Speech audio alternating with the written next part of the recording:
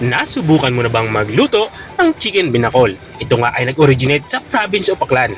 Tara, simulan natin ang pagluluto. Kumuha lang ako dito ng kawali at pinainit ko to. Nang uminit na ang kawali, nilagyan ko nito ng kaunting mantika. Nang uminit na nga ang mantika ay magsimula na tayo mag-isa. Unang inilagay ko yung bawang. Isinunod ko nga itong ating sibuyas. At matapos kong mailagay yung sibuyas ay isinunod ko na din itong ating luya. Hiniwa ko lang ito ng maliliit sa pahaba. Igigisa natin ito hanggang sa lumambot ito, katulad ng nakikita nyo. At kapag lumambot na, ilagay na natin itong ating chicken. Bali, isang buong chicken nga ang aking gagamitin dito. Igisa lang natin itong ating chicken hanggang sa magkulay light brown ang balat ito. Katulad ng nakikita nyo. Kapag ganito na itsura niya ay lagyan na natin ito ng patis.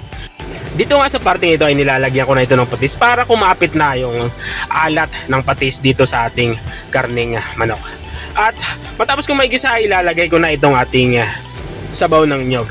Hindi nga tayo gagamit dito ng tubig kundi yung sabaw ng nyog mismo ang ating ipangsasabaw. At para naman sa aromatics ay ilagay natin itong ating lemongrass. Saka natin ito tatakpan at pakuluin ng mga 1 minuto lang. At matapos natin itong pakuluin ng 1 minuto ay binuksan ko nito. Dito sa parting ito ilalagay ko na itong ating gulay. Mayroon nga tayo ditong green na papaya. Ito yung ating pangsasahog na gulay. Haluin lang natin ito para umilalim at maglalagay na din ako dito ng chicken cube para buong lasa ng ating nilulutong manok. At saka natin ito tatakpan at papakuluin ng mga 10 to 15 minutes para lutong-luto yung ating manok saka itong ating green na papaya. At makalipas nga ng 15 minutes ay binuksan ko na ito. Dito naman sa parting ito ay ilalagay na natin itong ating young coconut o boko. Ihalo lang natin ito pa ilalim para madaling maluto at saka natin ito tatakpan para tuluyan na ngang maluto itong ating ulam. At kung nanonood ka pa rin hanggang dito sa kalagitnaan ng aking video, baka pwede mo na may comment kung taga saan ka para alam ko kung hanggang saan umabot ang aking video. At balik tayo dito sa ating niluluto. Dito ay naglalagay na tayo ng mga pampalasa. Naglagay na nga ako ng asin, saka naglagay din ako nito ng black pepper. At inihalo ko na din yung ating huling sangkap. Ito yung ating dahon ng sili. Makakatulong ito para mas maging takam-takam yung ating nilulutong ulam. At tatakpan ko to ng mga 1 minuto lang.